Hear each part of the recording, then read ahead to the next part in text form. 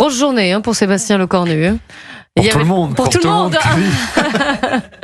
Bon, il y avait évidemment ce premier conseil des ministres ce matin avec la présentation du budget. Je voudrais vous faire écouter Maude Brégeot, qui est la nouvelle porte-parole de ce gouvernement Lecornu 2, qui s'est exprimée donc à l'issue de ce premier conseil des ministres.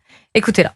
Le président de la République a tenu à rappeler que c'était un moment particulier. La période impose sobriété et exemplarité, de l'écoute et du respect. Ce sont ses mots. Il a insisté sur 2 points. Le premier, c'est l'unité du gouvernement. Et le deuxième point sur lequel il a insisté, c'est la stabilité institutionnelle. Il a notamment exprimé que les désaccords sont estimables, mais ils ne sont acceptables que si des compromis sont possibles. Le débat parlementaire doit commencer sur les textes budgétaires. Il a constaté que 2 motions de censure ont été déposées, que donc certains ne veulent pas débattre, et a rappelé que les motions de censure qui ont été déposées sont des motions de dissolution et doivent être vues comme telles.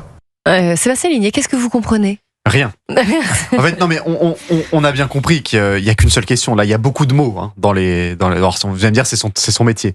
Mais c'est beaucoup de phrases pour résumer une situation qui est bien plus simple. C'est est-ce que le gouvernement, par la voix de Sébastien Lecornu, dans un peu plus d'1 heure, va donner au Parti socialiste la suspension de la réforme des retraites ? C'est la seule question. Merci d'avoir clarifié. C'est la seule question. C'est-à-dire que si Sébastien Lecornu, à la tribune de l'Assemblée, dans 1 heure, explique qu'il y aura un vote et qu'on va suspendre peut-être de manière immédiate l'intégralité de la réforme des retraites, alors le Parti socialiste accordera un peu de répit au gouvernement et on pourra débattre du budget jusqu'au vote final fin décembre. Si Sébastien Lecornu essaye de se sortir de cette situation en promettant peut-être une promesse d'une mini-suspension d'une partie de la réforme des retraites, ça ne passera pas et le gouvernement tombera jeudi. C'est la seule question. Tout le reste, on a vu les premières ébauches de ce budget qui reprend énormément les grandes lignes du budget Bayrou, il faut bien être clair. Alors oui, il y a un peu 30 plus... milliards d'euros d'économie contre 44 pour c'est ça, Bayrou, donc c'est un budget Bayrou, mais il est allégé. C'est un budget Bayrou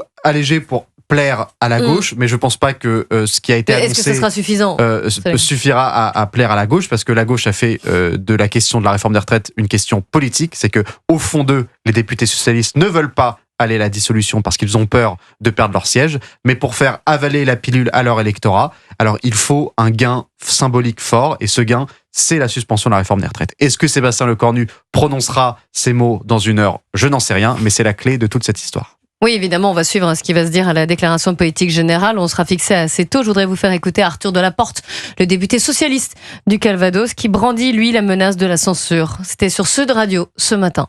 La censure me démange, parce que je suis comme tous les Françaises et les Français qui voient ce gouvernement composé globalement des mêmes, avec quelques entrants, mais bon, voilà, c'est pas l'essentiel, avec ces gens qui sont persuadés que le pouvoir leur appartient. Ce qui est sûr, c'est que la position collective du Parti socialiste, elle dépendra de ce que j'ai dit, c'est-à-dire est-ce que le Premier ministre a lâché des choses majeures, significatives, et en particulier sur la réforme des retraites, mais ça n'est pas tout. Ça dépendra aussi de ce qu'il dit sur la justice fiscale. La censure me démange, mais Sébastien Ligné, expliquez-nous, qu'aurait à gagner le PS en cas de motion de censure et si le gouvernement Lecornu chutait ? C'est-à-dire que le PS a un électorat qui est extrêmement remonté contre le gouvernement Lecornu et contre Emmanuel Macron. Et tous les sondages indiquent étrangement que le PS, s'il venait à s'allier avec les communistes et les écologistes en cas de législative anticipée, gagnerait sûrement des sièges par rapport à l'année dernière. Et il pourrait enfin acter la rupture avec la France insoumise. Le problème, et c'est exactement la même chose avec les Républicains, c'est que les députés socialistes qui sont actuellement à l'Assemblée, qui ont été élus l'année dernière, ont été élus grâce au Front républicain. Et donc, à titre personnel, vous avez énormément de députés socialistes qui pensent que le groupe gagnerait certainement des voix, mais leur siège serait menacé parce que le Front républicain ne fonctionnerait plus. Et chez les Républicains, c'est la même chose. LR gagnerait sûrement des sièges en cas de dissolution, mais vous avez une grande partie des députés LR actuellement en poste à l'Assemblée qui ont été élus grâce aux voix de la gauche. Et ils se disent, cette fois-ci, on n'aura plus les voix de la gauche, et donc il faut absolument qu'on évite une dissolution. Donc tout cela n'est qu'une affaire de tambouille personnelle, même pas une tambouille de parti. Alors, c'est vraiment les petits enjeux personnels de gens qui ont peur du retour aux urnes. Laurent Wauquiez, lui, il a passé la consigne de ne pas censurer le gouvernement. Ça va dans le sens de ce que vous disiez. Un peu plus tôt, vous avez écouté Jordan Bardella, le président du Rassemblement national, qui a violemment taclé Bruno Retailleau à l'Assemblée nationale. Je vous le fais écouter. Ce gouvernement est un jeu de chaises musicales qui intègre à la fois des représentants de partis qui appellent à la démission du président de la République, des républicains qui ne voulaient pas participer au gouvernement, qui en sont partis parce qu'ils n'avaient pas suffisamment de fauteuils, puis finalement qui reviennent par la grande porte. Je crois qu'on peut dire au moment où on se parle que M. Retailleau a expulsé plus de gens de LR que de migrants clandestins depuis qu'il est ministre de l'Intérieur.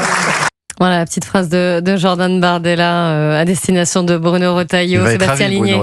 Oui, je pense qu'il ne va pas l'apprécier. C'est-à-dire, la stratégie de Jordan Bardella est assez claire et je pense que le sondage de Valeurs Actuelles publié hier va dans ce sens-là. C'est quand on voit que 82% des électeurs LR sont prêts à une coalition gouvernementale avec le RN.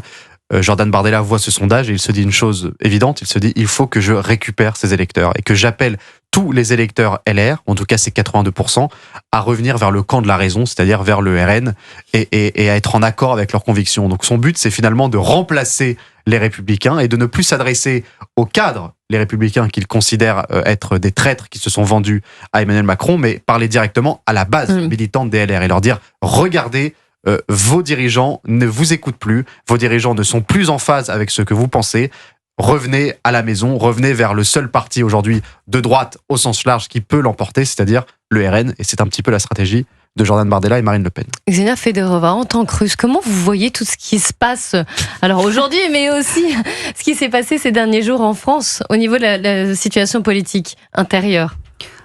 Vous savez, la politique intérieure de la France est très compliquée. Franchement, alors là, encore plus. Hein. Je pense qu'il n'est pas seulement pour les étrangers comme moi, mais aussi pour beaucoup de Français. En fait, ce que je vois regarde un peu des côtés, on peut dire qu'on voit un nouveau gouvernement un peu avec les mêmes personnes. En fait, rien ne change.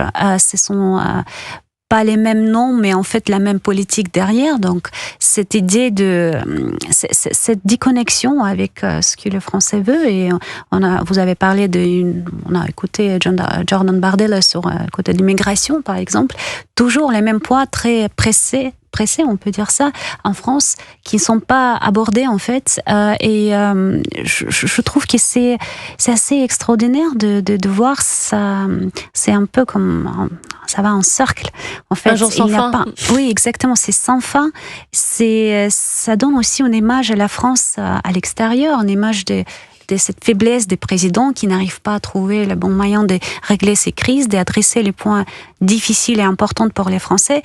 Donc oui, c'est triste. Franchement, c'est triste à regarder et j'espère que finalement, ils vont trouver une solution. Mais il y a cette grande déconnexion avec les Français, mais aussi en rupture entre, en fait, les partis.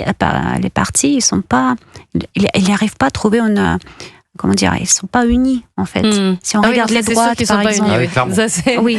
Ouais. Et donc ça, je pense que c'est le grand problème parce que s'il y a une union, par exemple des droites, ça peut donner quelque chose à ces moments. C'est très partagé. Oui, Sébastien Ligné, c'est sûr que l'image de la France en pâtit. Hein. Et moi, j'ai une grande peur, c'est qu'en cas de nouvelles dissolutions et de nouvelles élections législatives, vous avez une part significative de Français qui refusent d'aller voter. Et qui se disent finalement, quand on vote, on nous écoute pas.